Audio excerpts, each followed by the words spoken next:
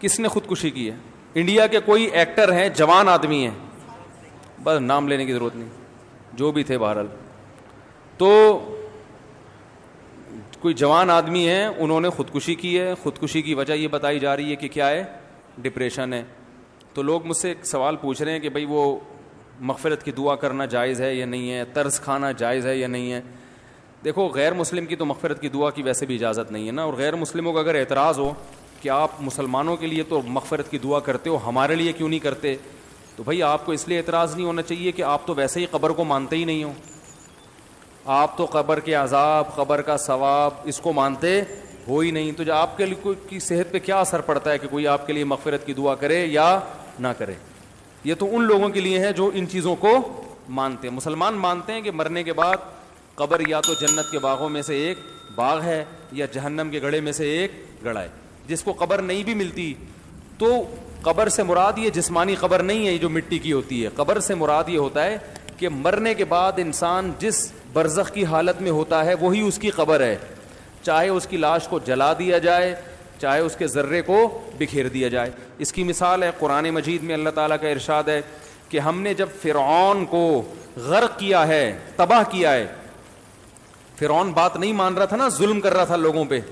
جب فرعون کو اللہ نے تباہ کیا تو اللہ فرماتے ہیں کہ النار یعرضون علیہا غدوا وعشیا, فرعون کو روزانہ صبح اور شام آگ میں جلایا جاتا ہے, روزانہ. وَيَوْمَ تَقُومُ السَّاعَةُ, اور جب قیامت قائم ہوگی تو اس کو دوبارہ زندہ کیا جائے گا, یعنی اسی باڈی کے ساتھ, اور کہا جائے گا ادخلوا آل فرعون اشد العذاب, اس سے بھی زیادہ سخت عذاب میں اس فرعون کو اور اس کے عیال کو داخل کر دو, اس کے جو فالوورز ہیں. تو قیامت سے پہلے جو عذاب ہو رہا ہے وہ کیا ہے؟ بولو بھائی, برزخ کا عذاب ہے نا. حالانکہ فرعون کو تو قبر نہیں ملی. فرعون تو مصر کی ایک عجائب گھر میں رکھا ہوا ہے, دیکھنے والوں کو کچھ بھی نظر نہیں آتا. وہ وہاں کھڑے ہوتے ہیں, نظر آئے گا فرعون ایک اس کی جو ہے نا وہ لاش کو حنوط کیا ہوا ہے کیمیکل لگا کے. لیکن قرآن کیا کہہ رہا ہے؟ یہ جب پانی میں غرق ہوا ہے تو قرآن دو باتیں کر رہا ہے کہ الیوم ننجیک ببدنک لتکون لمن خلفک آیا, ہم تیری باڈی کو محفوظ کر لیں گے تاکہ بعد والے لوگوں کے لیے تو عبرت کا نشان بن جائے. یہ پیش گوئی بھی قرآن کی پوری ہوئی. ہزاروں سال گزر گئے, فرعون کی باڈی بولو بھائی محفوظ, تاکہ بعد والے لوگوں کے لیے کیا رہی ہے, نشانی. دوسری بات قرآن نے بتائی وہ ہمیں نظر نہیں آتی. ہم قرآن پر ایمان رکھتے ہیں لہذا ہم اس پر بھی ایمان رکھتے ہیں. وہ بات یہ بتائی کہ فرعون کو عذاب دیا جا رہا ہے, صبح بھی آگ میں جلایا جاتا ہے اور شام کو بھی آگ میں بولو بھائی جلایا جاتا ہے. یہ فرعون جانتا ہے یا اللہ جانتا ہے؟ غیر مسلم اس چیز کو بولو بھائی نہ ہندو مانتے ہیں, عیسائی اور یہودی تو مانتے ہیں لیکن وہ پھر آگے کچھ چیزیں نہیں مانتے. وہ اتنا تو مانتے ہیں قبر کا عذاب ہوتا ہے, مگر وہ کیوں ہوتا ہے یہ نہیں مانتے. وہ کہتے ہیں شرک بھی کرو تو بھی کوئی فرق نہیں پڑتا. وہ کہتے ہیں ہمیں نہیں ہوگا یہ عذاب, جبکہ ہم کہتے ہیں آپ کو بھی ہوگا, اس لیے کہ آپ جیسے فرعون نے اللہ کی نہیں مانی تو آپ بھی اللہ کی نہیں مان رہے. اللہ کا سب سے پہلا حکم ہے توحید. نہ اللہ نے کسی کو جنا, نہ اللہ سے کوئی جنا, نہ اللہ کو کسی نے جنا. وہ بالکل یکتا ہے. حضرت عیسیٰ کی عبادت جائز نہیں, عبادت صرف ایک اللہ کی ہوگی, صرف ایک اللہ. کہ غیر مسلم تو مانتے ہی نہیں نا قبر کے عذاب کو. وہ تو کہتے ہیں بھائی فرعون کی ڈمی جو رکھی ہوئی ہے وہاں پہ, ممی کہتے ہیں نا اس کو, لاش کو. ڈمی تو نہیں ہے, ممی ہے وہ. ڈمی تو اس کو کہتے ہیں نا مصنوعی. تو جو رکھی ہوئی ہے وہ بس رکھی ہوئی ہے. فرعون تو ختم, ہم کہتے ہیں ختم نہیں ہوا. صبح و شام اسے آگ میں جلایا جاتا ہے. کیونکہ قرآن نے دو دعوے کیے تھے, ایک اس کے جسم کو محفوظ رکھوں گا, یہ دعویٰ سچا ہو گیا کہ نہیں ہو گیا؟ تو ہم کہہ رہے ہیں قرآن جو دوسری بات کہہ رہا ہے وہ بھی سچی ہے. صحیح ہے نا, وہ بھی کیا ہے, سچی ہے. تو نظر نہیں آ رہا. بالکل اس کی مثال ہے خواب کی سی. جیسے خواب میں آپ پر جو کچھ گزر رہا ہوتا ہے ساتھ والے آدمی کو پتا نہیں ہوتا. اللہ نے موت کو بھی خواب سے تشبیہ دی ہے. اللہ یتوفی الانفس حین موتها والتي لم تمت في منامها فرمایا اللہ تمہاری روحوں کو قبض کرتا ہے نیند کے وقت بھی اور موت کے وقت بھی. تو نیند کے وقت بھی ہماری روح کا باڈی سے کنیکشن کمزور ہو جاتا ہے, لیکن روح پہ جو کچھ گزرتی ہے وہ ساتھ بیٹھے ہوئے آدمی کو معلوم نہیں ہوتا. آپ تو دیکھ رہے ہیں کہ خراٹے لے کے سو رہا ہے, مگر اس پہ کیا گزر رہی ہے وہی جانتا ہے. بعض دفعہ نیند میں خوشیاں مل رہی ہوتی ہیں انسان, آپ بہت عرصے سے کوشش کر رہے تھے کہ آپ کی شادی ہو جائے, ہر جگہ سے دھکے کھا رہے تھے آپ, لوگ کتے چھوڑتے تھے آپ کے پیچھے جب آپ کہیں رشتہ لینے جاتے تھے نا, اتنا لوگوں کو دشمنی, خواب میں اچانک کتنی ہو گئی؟ 4 ہو گئی. ہو سکتا ہے بھائی گورنمنٹ کی طرف سے خواب دیکھنے پر کوئی پابندی نہیں ہے. لوگ مجھے بتاتے ہیں مجھے یہ خواب آیا, میں نے کہا خواب آیا ہے نا, جاگتی حالت میں تو نہیں آیا, تو خود بھی سکون سے سو جاؤ, ہمیں بھی آرام سے کرنے دو, ہم نہیں بیٹھے ہیں تمہارے خوابوں کے مطلب بتاتے نہیں بیٹھ کے. تو خواب میں کتنی ہو گئی ایک دم سے؟ 4, اور 4 میں آپس میں محبت بھی بہت زیادہ, 4 خوبصورت بھی, محبت بھی, اور 4 ایک آپ کے دایاں والا پاؤں دبا رہی ہے, دوسرا بایاں دبا, اور 2 مل کے سر دبا رہی ہیں. آ سکتا ہے نا, کتنے خوش ہو گئے آپ. لیکن ساتھ بیٹھے ہوئے آدمی کو پتا ہوگا ہے, جب آپ کی آنکھ کھلے گی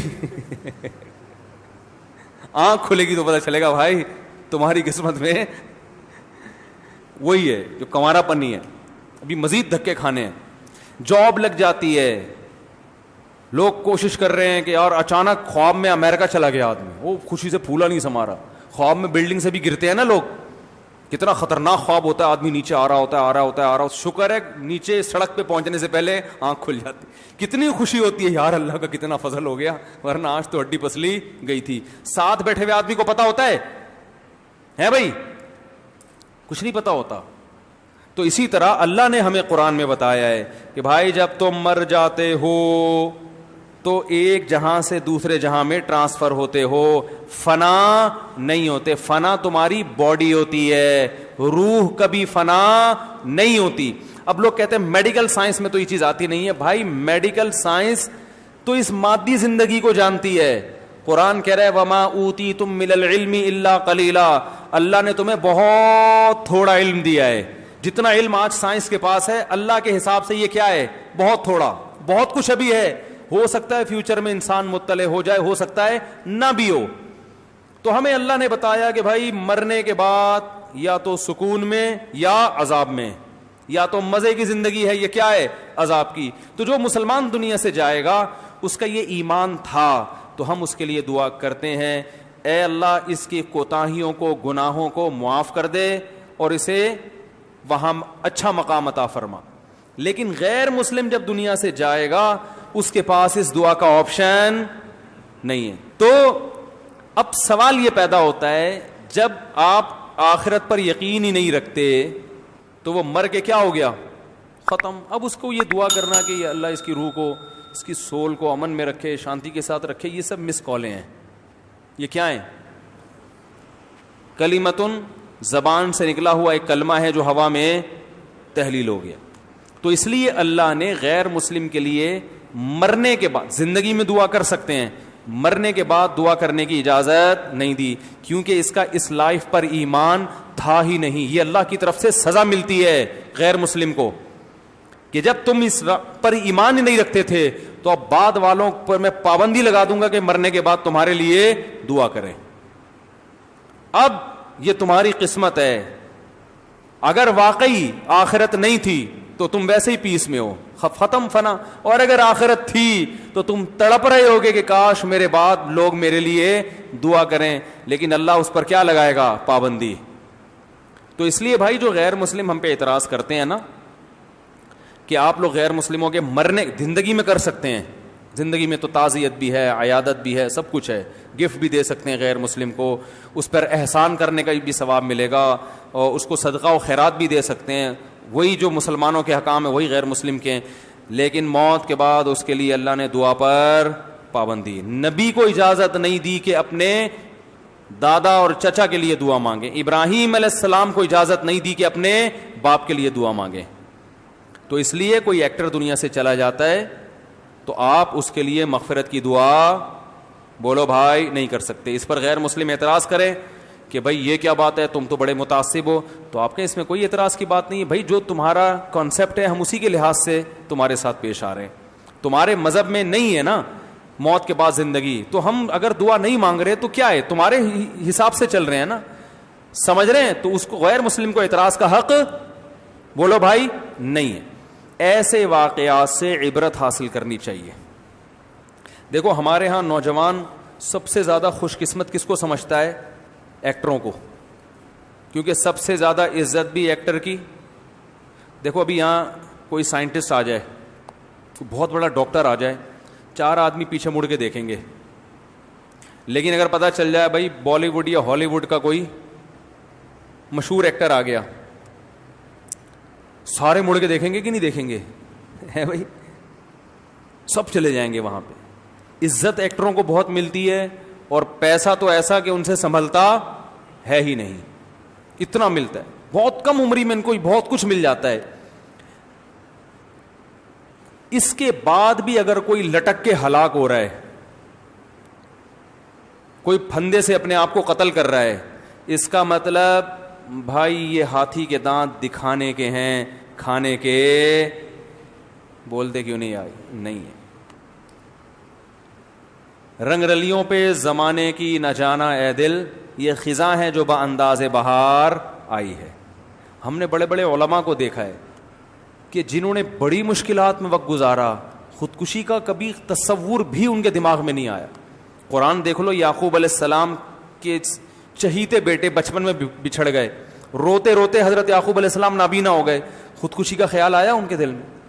کوئی تصور, کچھ بھی نہیں. بلکہ جب بات کر رہے ہیں امید کی, اعلم من اللہ ما لا تعلمون, بچے کہہ رہے ہیں ابا آپ کب سے یاد کر رہے ہو؟ انہوں نے کہا میں اللہ کے بارے میں وہ کچھ جانتا ہوں جو تم نہیں جانتے. ہمیشہ زبان سے کیسی بات نکال رہے ہیں؟ اچھی, تسلی کی. ساری زندگی صبر کیا. وجہ کیا ہے؟ بڑا فرق کیا ہے؟ آپ کے پاس سب کچھ ہوتے ہوئے بھی آپ رسی پہ لٹک رہے ہو. تو میں یہ عرض کر رہا تھا کہ یہ بالی ووڈ اور ہالی ووڈ کے ایکٹر بھی بہت مرتے ہیں, پتہ ہے آپ کو, خودکشیاں بہت ہوتی ہیں. اور دنیا کے وہ کنٹریز جہاں ٹینشن کے علاوہ سب کچھ ہے, وہاں خودکشی کا ریشو سب سے زیادہ. بالی ووڈ اور ہالی ووڈ کے جو ایکٹرز ہوتے ہیں, یہ شہرت اور دولت, ان دو چیزوں سے اتنی محبت ان کو ہو جاتی ہے کہ وہ محبت افورڈ, بولو بھائی, کر نہیں سکتے. سمجھ میں نہیں آ رہی بات؟ دوسری, اس دنیا میں ایک فالٹ اور بھی ہے, ایک فالٹ اور بھی ہے. وہ یہ ہے کہ جو مسافر تھا نا, جو ملتان تک پہنچنے کا تو یقین ہے نا کہ یہ پہنچے گا اور اس سے دوستی کروں گا تو کرے گا, دنیا میں یہ بھی یقین نہیں ہے کہ آپ جس چیز کو چاہ رہے ہو وہ مل بھی جائے گی کہ نہیں ملے گی, اور ملنے کے بعد ساتھ رہے گی کہ بھی نہیں رہے گی. جیسے وہ ملتان والا آپ کے ساتھ پشاور جانے کے لیے تیار ہو بھی جائے, لیکن وہ یہ کہہ رہے کہ بھائی میں وعدہ نہیں کرتا, کوشش کرتا ہوں, ہو سکتا ہے خانیوال پہ میرا مائنڈ چینج ہو گیا تو میں وہیں اتر جاؤں گا, وہ تو اور ڈپریشن. تو ان کو جو عزت ملتی ہے, شہرت ملتی ہے, وہ عزت نہ دائمی ہوتی ہے اور نہ وہ پیسہ دائمی. ہر وقت اس کے بارے میں خوف. ایک فلم بھی ناکام ہو گئی نا تو کہاں چلے جاتے ہیں؟ ڈپریشن. کوئی دوسرا آ گیا جو آپ سے بھی آگے نکل گیا تو پہلے والے کو کیا ہوتا ہے؟ وہ ٹینشن میں آ جائے گا, یار یہ کیا ہو گیا, محنت ہم نے کی, آگے کون نکل رہا ہے. کیونکہ دنیا کا مقصد ہی جب عزت اور شہرت بن گیا, یعنی دنیا کی ڈیفینیشن کیا ہے؟ عزت اور شہرت ہی کو تو دنیا کے, شہرت اور دولت, یہ دو چیزوں دنیا کی ڈیفینیشن ہے. ہم کہتے ہیں نا فلاں کو بڑی دنیا ملی ہے, کیا مطلب؟ عزت ملی اور پیسہ ملا, یہ دو چیزوں کو دنیا کہا جاتا ہے. تو جس نے دنیا ہی کو مقصد بنا لیا, اس کا مطلب اس نے سفر ہی کو مقصد بنا لیا. سفر کو مقصد نہیں بنایا جاتا, مقصد ہمیشہ منزل کو بنایا جاتا ہے. محبت منزل سے کی جاتی ہے, منزل کے لیے سفر کو قربان کر دیا جاتا ہے, سفر کے لیے منزلوں کو قربان نہیں کیا جاتا. مسلمان کی ایک منزل ہے آخرت, وہ اس منزل کو دیکھتا ہے, اسے پتا ہے یہ منزل غربت میں بھی مل سکتی ہے اور پیسے میں بھی مل سکتی ہے, اور عزت ملے گی تو بھی مل سکتی ہے, عزت نہ ملے تو بھی مل سکتی ہے. اس لیے وہ ٹینشن نہیں لیتا, کہتے بھائی آخرت محفوظ ہے. اور جس نے دنیا ہی کو اصل بنا لیا تو ما قضا احد منها لبانته ولن تها عرب الا الى عربی.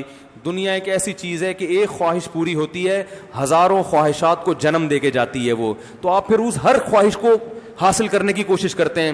دنیا میں ایسا کوئی فنٹر پیدا نہیں ہوا جس کی اللہ ہر خواہش پوری کر دیں. تو جب خواہشات ناکام ہوتی ہیں تو انسان کہاں جاتا ہے؟ ڈپریشن میں. جب یہ ڈپریشن بڑھتی ہے تو پھر کھمبے سے لٹکنے کے خیالات پیدا ہوتے ہیں اور لٹکتے ہیں لوگ. سمجھتے ہو گے نہیں سمجھتے تو بڑا فالٹ ہے بھائی. دنیا کو مسافر خانہ سمجھو تو پھر ٹینشن کیا ہو جائے گی ہے بھائی؟ ختم ہوگی بھی تو کنٹرول میں ہوگی. تو مسافر خانہ نہیں سمجھو کہ مولانا یعقوب نانوتوی کیا فرمایا کرتے تھے؟ فرماتے تھے کہ اگر مولانا قاسم نانوتوی رحمۃ اللہ علیہ کہ اگر میرے پاس علم کے 2 بول نہ ہوتے نا تو میں ایسا گمنام زندگی گزارتا کہ دنیا کو پتہ ہی نہیں چلتا کہ قاسم نام کا کوئی شخص پیدا بھی ہوا ہے کہ نہیں ہوا. فرمایا تو علم نے مشہور کرا دیا.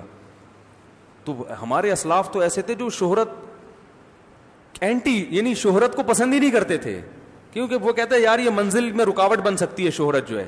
تو منزل آخرت کو بناؤ گے تو بھائی پھر ان چیزوں سے آپ کو ٹینشن نہیں ہوگی. شہرت مل جائے نعمت اللہ کی, نہیں ملے تو بھی ٹھیک ہے.